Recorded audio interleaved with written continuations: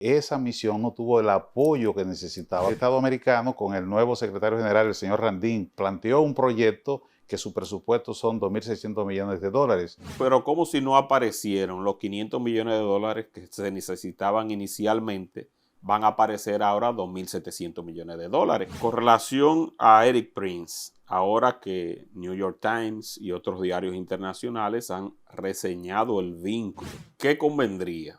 ¿Una mano dura como han sido las épocas que Haití ha tenido estabilidad o un gobierno democrático? Amigos, bienvenidos a esta entrega con Alfredo de la Cruz. Él maneja muy bien el contexto nacional e internacional y estará analizando justamente lo que ocurre en Haití y las repercusiones que obviamente puede tener en la República Dominicana el hecho de que Kenia haya abandonado esa misión multinacional por la que la República Dominicana había luchado tanto, y con qué se va a quedar Haití si prefiere a Eric Prince y su grupo de mercenarios. Bienvenido, Alfredo. Gracias, Peguero. Un placer estar aquí con tu auditorio, que ya lo considero mío también. Muchas gracias. Gracias de verdad. El panorama, ¿cómo tú lo ves para Haití, para la República Dominicana, para la isla, ahora que esa misión multinacional que muchos avisaron que podría fracasar se va a partir del mes de octubre? Bueno, mira, Peguero, realmente la situación de Haití sigue siendo crítica y aparentemente, o no aparentemente, la realidad, como te dije una vez que tratamos el tema aquí, Haití no es relevante para nadie en la comunidad internacional, solamente para la República Dominicana. Y los hechos lo demuestran. Cuando hace como 2 meses el presidente de Kenia, William Ruto, llamó la atención sobre la misión internacional, el poco cumplimiento, y con la declaración que da ahora recientemente viene a confirmarlo, puesto que esa misión no tuvo el apoyo que necesitaba. Primero, la cantidad de efectivos aprobado para desplegarse no llegó ni siquiera al 50%, y sobre todo el financiamiento de ese despliegue tampoco llegó ni siquiera llegó al 50%. Esto dio como resultado que los alcances efectivos de esa misión fueron un fracaso. La misión multinacional de apoyo a la seguridad en Haití. Entonces, en este momento debo citar a un amigo de nosotros, Peregrín Castillo, que en el principio dijo que esta misión era un caramelo envenenado. Y lo era porque ni Rusia ni China apoyaron la misión. Ellos, por el cabildeo de República Dominicana, que fue muy eficaz, ellos se abstuvieron para no bloquear la misión. Pero la misión nació natimuerta, porque de 2.500 efectivos que era que tenía aprobado, se desplegaron aproximadamente solamente 1.000 efectivos, más de 700 de Kenia y unos cuantos de Belice, El Salvador, Jamaica, que no era suficiente para poder establecer o estabilizar aquel país, donde las bandas criminales hoy se ríen de todo esto. En ese sentido, tal vez cobraría más vigencia ahora mismo el proyecto que orquestó, la hoja de ruta que orquestó la Organización de Estado Americano con el nuevo secretario general, el señor Randin, donde planteó un proyecto que su presupuesto son 2.600 millones de dólares para una serie de actividades allí que podrían ayudar a estabilizar Haití. Sin embargo, esto requiere un marco regulador, que sería que Naciones Unidas aprobara una nueva entidad, que sería un híbrido entre esa fuerza estabilizadora y una fuerza de establecimiento de la paz, que es algo ya un poco más consistente, y llevaría al despliegue en Haití de una fuerza multinacional de establecimiento de la paz con un presupuesto establecido de obligatorio cumplimiento. Pero ¿cómo si no aparecieron los 500 millones de dólares que se necesitaban inicialmente? Van a aparecer ahora 2.700 millones de dólares. Porque tú recuerdas que Biden, la administración de Biden, puso sobre la mesa 100 millones de dólares. Y después los demás países se iban a ir sumando, no sé cuánto puso Francia y otras naciones, pero a la hora, como tú mismo expresas, de la verdad, a la comunidad internacional no le importa. Si no aparecieron 400 o 500 millones de dólares, que era lo que pedía William Ruto, ¿cómo van a aparecer 2.600? Bueno, mira, lo que pasa es que ese esquema que se instaló ahora, la fuerza multinacional de apoyo a la seguridad en Haití, era una fuerza que, si bien estaba bajo una resolución de la ONU, me parece que la 2699, 2699, no era vinculante. Era una resolución con esa fuerza multinacional de apoyo a la seguridad en Haití, pero que era de apoyo voluntario, porque no estaba dentro de los preceptos del Consejo de Seguridad. Pero si se aprueba una fuerza de establecimiento de la paz, es diferente, porque tiene presupuesto, tiene una fuerza de una cantidad de efectivos que corren por cuenta de Naciones Unidas, Cacos Azules, que están ya es vinculante y obliga a los diferentes miembros a actuar en consecuencia para establecer la paz en Haití. Porque, como sabemos, las bandas criminales hoy controlan más del 90% del territorio de Haití, que no debemos verlas solo como bandas criminales. En ese sentido le doy un poco de mérito a nuestro amigo José La Luz, que dice que estas bandas en Haití no pueden verse solo criminales, porque esas bandas, si fueran solo criminales, daban el golpe y se retiraban, le aportaban no, ellas hacen lo que van a hacer y se mantienen ahí. Es un sistema de gobierno. No, hay un concepto ideológico. Ellas creen que pueden llegar al poder. Y si tú ves, por ejemplo, a sus líderes, entre ellos, por ejemplo, a Jimmy Cherry y Ser Barbecue, no es cualquier individuo. Es un tipo que tiene una figura política. Es un tipo que tú lo ves que tiene otro criterio y te habla de una manera que tú dices, pero ven acá, y ese tipo, y controla una parte importante de Puerto Príncipe. Incluso te dice que admira a Trump y te dice qué es lo que él quiere para la población. Y que según reportes, él se formó aquí en la República Dominicana a nivel de intelecto, que él estudió aquí en algunas universidades que no han salido a reclamar ese crédito. Incluso fue un oficial de la policía de Haití. Entonces no es cualquier persona. Entonces te dice a ti que lo que se ha intentado ahora mismo para llevar la paz o estabilizar Haití no es lo adecuado ni es suficiente. Por eso es que tú escuchas al presidente Luis Abinader cuando habla de que no se va a cansar y no debe de cansarse, porque los más afectados por la situación en Haití es República Dominicana. Por ejemplo, la comunidad internacional, que cuando uno dice comunidad internacional la gente piensa la comunidad internacional, los 190 y pico de países son miembros de las Naciones Unidas. No. La comunidad internacional para nuestro caso se reduce a un grupo exclusivo y reducido de países. Estados Unidos, Francia, Canadá, Venezuela. Es reducido. Son eso. Esa es la comunidad internacional. Cuando hablamos de Haití, esa es la comunidad internacional. Entonces, si tú te fijas, tenemos que Venezuela y Cuba son incondicionales de Haití. Canadá es incondicional de Haití. Estados Unidos, uno ni siquiera sabe qué carta juega. Entonces, en esta situación estamos solos. Y por eso es que en esa situación, en ese caso, lo que plantea el presidente Luis Abinader es cierto. O sea, no nos podemos cansar y tenemos que mantenerlo llamando a esa comunidad internacional que asuma su responsabilidad en Haití. Algo que no es tan simple. Con relación a Eric Prince, ahora que New York Times y otros diarios internacionales han reseñado el vínculo casi oficial, porque se trata de un acercamiento entre gobierno y alguien que se ha dedicado al negocio y la contratación, le tienen una palabra mucho más bonita ahora, que no como mercenarios, sino una empresa de seguridad.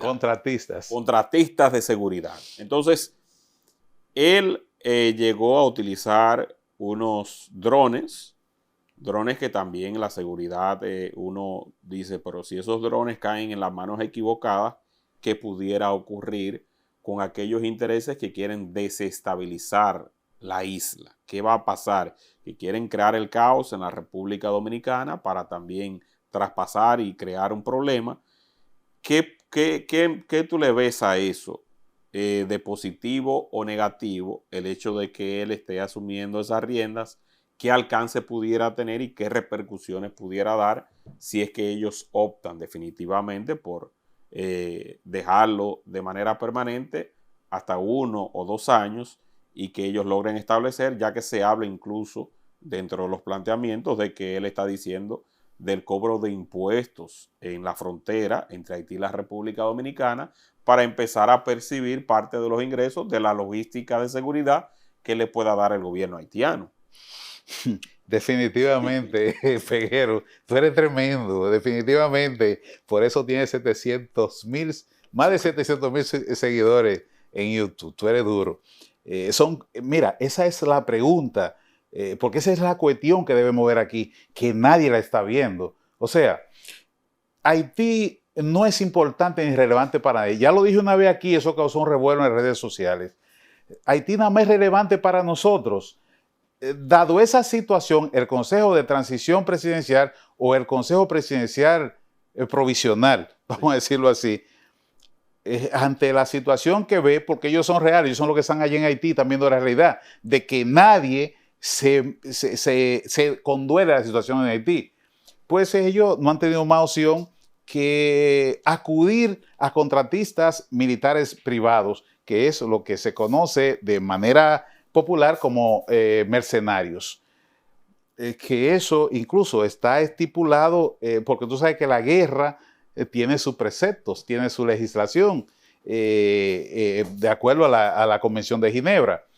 De hecho, en un programa anterior aquí hablamos de cuáles eran los preceptos y cómo se cumplía, cuándo se cumplía que tú eras un combatiente y tenía el apoyo de esta legislación. Bien, en el caso ahora, parecería ser que el Consejo de Transición de Presidenciales Provisionales de Haití, que por cierto, su vigencia culmina ahora próximamente, a final o a principio del próximo año.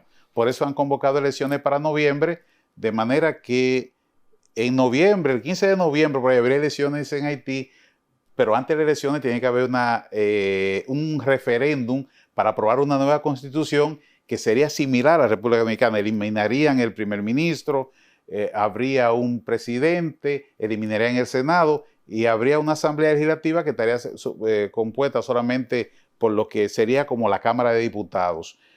Y entonces la primera vuelta sería en noviembre, el 15 de noviembre aproximadamente, eso es lo que se estila, y que si hay una segunda vuelta sería en enero, para que, acorde a la tradición en Haití, el 7 de febrero estaría tomando el poder el nuevo presidente. Eso es importantísimo. En el 2015, las elecciones la gana Jovenel Moïse. Las protestas fueron monstruosas a nivel de todo el país por ese triunfo de Jovenel Moïse. La oposición no lo aceptó. Él gana en primera vuelta. Bueno, en el 2015, ¿verdad? El Consejo Electoral Provisional anula las elecciones y convoca nuevas elecciones para el 2016. En el 2016, esas elecciones la gana nueva vez Jovenel Moïse, con más del 50% de los votos, 500,000 y pico de votos, por encima de los candidatos de los otros partidos como la Balaz y otros, pero toma el poder entonces en el 2021, el 7 de febrero de 2021, que esa es la fecha que coincide con el término de la dictadura de Jean-Claude Duvalier, de los Duvalier, y es el cambio de poder en esa fecha. Bien, empieza en el 7 de febrero de 2021. De pronto, en el 2000, creo que cometí un error, no, 2017, el 7 de febrero de 2017. El 7 de febrero de 2021, el Consejo Superior Judicial dice que la administración de Jovenel Moïse ha concluido. Jovenel Moïse dice, ¿cómo que ha concluido? Si yo tomé el poder el 7 de febrero de 2017, yo concluyo en el 2022 y voy a convocar a unas nuevas elecciones y voy a modificar la Constitución para eliminar eso de doble vuelta y de primer ministro. Vamos a tener una constitución donde es un presidente, un vicepresidente, muy parecido a lo que tenemos aquí en República Dominicana. Pero ahí viene que se anula el Congreso y Jovenel Moïse empieza a gobernar por decretos. Pero ahí viene que en julio de ese mismo año, creo que el 7 de julio, pues desviven, para decirlo de esa manera, por YouTube, Sí. desviven el magnicidio de Jovenel Moïse. Entonces hay un problema. Sube ahí este señor que era muy contrario a la República Dominicana, el que llega a ser, Joseph Claude. Joseph Claude, toma el poder de manera provisional. Luego, entre un pleito entre ellos, entonces eligen, porque ya antes de morir, Jovenel Moïse había designado a Ariel Henry como primer ministro. Entre un pleito entre ellos, al final terminan que Ariel Henry es el primer ministro en funciones y queda la función del presidente vacía. Bien, Ariel Henry llega con la encomienda de convocar elecciones, la modificación de la Constitución y todo eso, que debía ser en el 2024. Pero en ese mismo año, Ariel Henry dice que se van a posponer las elecciones, elimina el Consejo Electoral Provisional y que las elecciones podrían ser en el 2025. Bueno, eso crea todo un problema que ya lo vimos, sí. Y al final, en el 2024, Ariel Henry tiene que irse del poder y se crea el Consejo Presidencial temporal de transición, que es lo que tenemos ahora, que cada 6 meses rota un presidente. Bueno, ese Consejo Presidencial de Transición ha anunciado elecciones para finales de este año, noviembre, 15 de noviembre de 2025, y si hay segunda vuelta, sería en enero de 2026, para que ese presidente electo asuma el poder en el 7 de febrero de 2026. Pero ¿qué es lo que pasa? Antes de las elecciones hay que hacer un referéndum para aprobar la nueva constitución, que es la que cambia el sistema que ellos tienen semipresidencial, donde hay presidente, primer ministro y todo, que no ha funcionado nunca, porque es un sistema presidencial muy parecido a lo de Europa. Eso en Haití no funciona. Entonces el presidente Jovenel Moïse, el finado presidente, se dio cuenta que eso era parte del problema que había, y por eso es que propició que se modificara la Constitución para crear un régimen no ya semipresidencialista, sino presidencialista, donde hay un presidente y un vicepresidente, elimina la figura del primer ministro y elimina el Senado y haya solo una asamblea que esté compuesta por diputados. Ahora, la situación aquí, ¿cuál es? Para muchos, incluido el secretario general de la Organización de Estados Americanos, creen que no hay condiciones para que esas elecciones se den este año. De hecho, si tú recuerdas, en la Asamblea General de la Organización de Estados Americanos que se llevó a cabo en Antigua y Barbuda, el representante de Estados Unidos planteó que ya Estados Unidos y Canadá habían hecho demasiado, que se necesitaba que América Latina se empleara más a fondo a ayudar a Haití. Bueno, el nuevo secretario general de Naciones Unidas, que es de Guyana, y fue ministro de Relaciones Exteriores de Guyana, el señor Albert Randin, pues toma la palabra a la representante de Estados Unidos y hacen una hoja de ruta de 2.600 millones de dólares, con lo que ellos plantean 4 o 5 ejes para estabilizar Haití. Pero eso se necesitaba que esa misión que estaba allá, la misión de estabilización a la seguridad en Haití, recibiera todo su apoyo económico, de equipamiento y de efectivos. Eso no se dio nunca, por tanto, eso no se ha podido emplear ni se ha podido hacer nada. Entonces, en este punto, con Eric Prince y todo esto, dado esa situación, parecería ser que el Consejo Presidencial de Transición ha entendido que necesita recaudar efectivos. Y en este sentido, pues, Eric Prince y sus grupos de mercenarios podrían ser eficientes a la hora de administrar las aduanas para el dinero que necesita el gobierno. Pero uno se pregunta ahí mismo, ¿pero y hasta cuándo dura esto? ¿Esto es eficiente? Bueno, eso podrá durar un tiempo, pero no para siempre. Entonces, 3, 4, 5 años, está bien, pero el problema es que el Consejo transición presidencial, vence ahora. Ya el próximo año ya no tiene autoridad. Entonces, por eso es necesario celebrar elecciones ahora en noviembre. Tú dirías, pero coño, ¿pero cómo va a celebrar elecciones un país donde la banda tienen el 90% de Puerto Príncipe y la autoridad que son legítimas, entre comillas, tienen miedo y no pueden hacer nada? Bueno, y donde los países que son los mayores, los que continuamente han apoyado a Haití, tú lo ves de lejito, como Estados Unidos y Canadá. Bueno, el hecho es que hay que buscar algo de legitimidad. Y para ello, ese sistema presidencial que tiene Haití ha sido un fracaso, ha sido un problema. Por tanto, es necesario celebrar elecciones, aunque sea un 20% o un 30% con esas elecciones en noviembre, es necesario hacer el referéndum, hacer las elecciones para tener autoridad legitimada por la sociedad, para que esa autoridad pueda tomar las decisiones adecuadas. ¿Por qué? Porque al fin, si tú lo ves por arriba, por abajo, por el medio, Haití solo le preocupa a Haití, a República Dominicana. Los haitianos van a tener que resolver su problema. Entonces, desde ese punto de vista, ya con una autoridad legitimada por una elección, con una constitución modificada, entonces podríamos hablar de otros, podríamos empezar a perfilar el futuro de ese país, que no es algo tan simple, sí, es más complejo de como lo estamos diciendo. Pero, ¿qué convendría?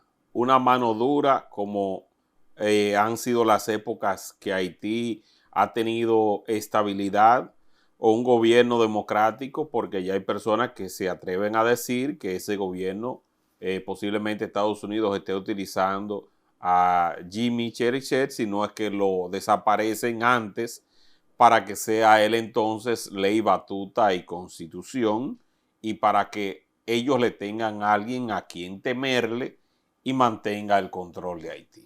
Bueno, mira, es que es complejo, Peguero, porque mira qué es lo que pasa. Es un lío. Sí, yo no creo que Jimmy Cherichet, alias Barbecue, sea el candidato de Estados Unidos. Recuerda que hay otro señor que se llama Guy Philippe, ¿te recuerdas? Sí, sí, sí. Ese podría ser más la persona de Estados Unidos, a pesar de que últimamente ha estado en bajo perfil y no se escucha. Porque la verdad es que allí en Haití la situación es, óyeme, es terrible.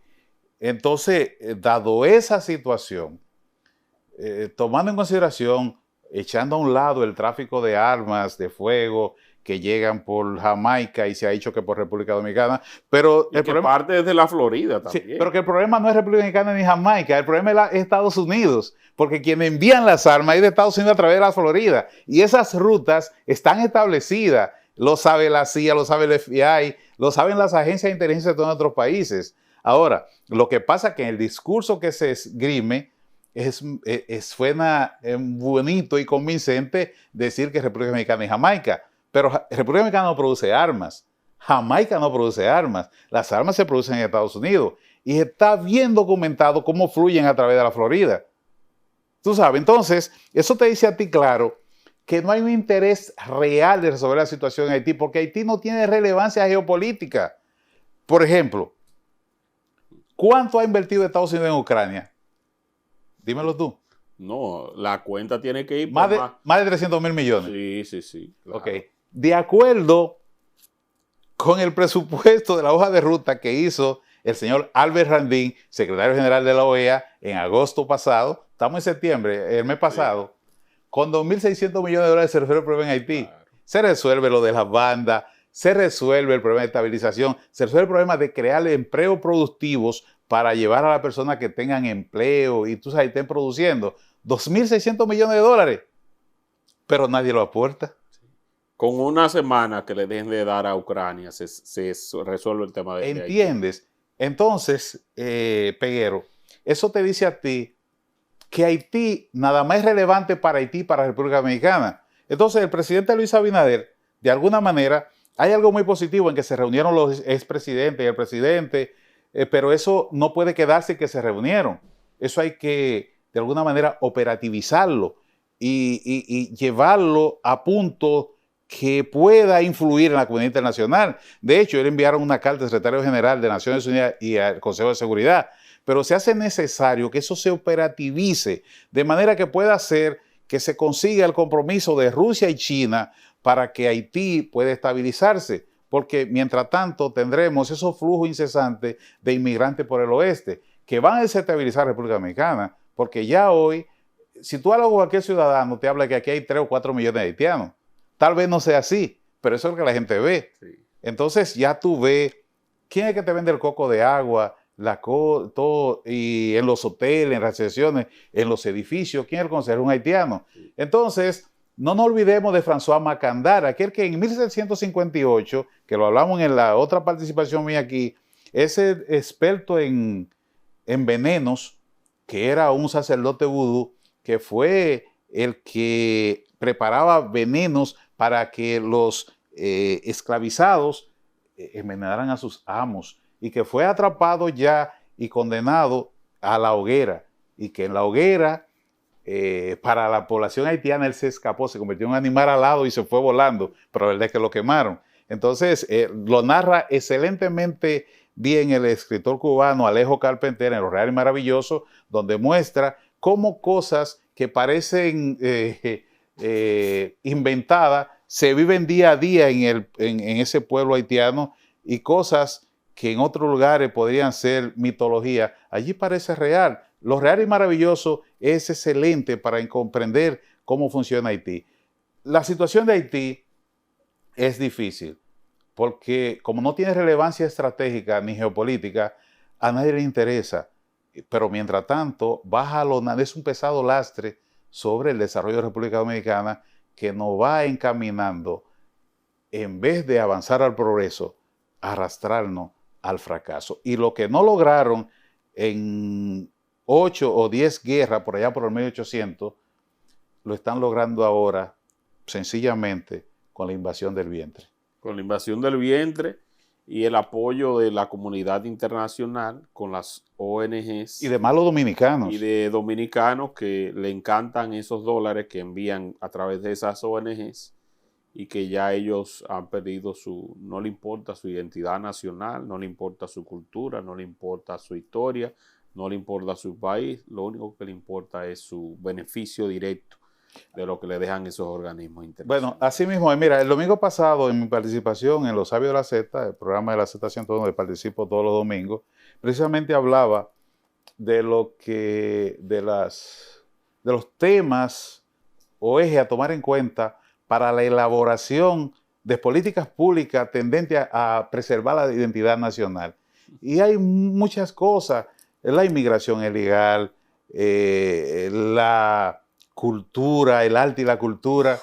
Tú ves, por ejemplo, dominicanos que tú lo ves bailando en los prillés, que son estos ritos mágicos religiosos del vudú que realizan. Sí. Entonces tú dirías, es que son, bueno, lo que pasa no es que son tan malos ellos, es que el sistema de educación dominicana ha fracasado. Entonces esas personas que son pobres, marginados, no han tenido acceso a la formación. Entonces, como no tienen acceso a la formación, son terreno fértil para ser colonizados contra la transcultura. Y entonces tú ves un prillé en estos lugares que fueron antes de ingenios azucareros, y tú lo ves y tú no sabes cuál es dominicano y cuál es haitiano.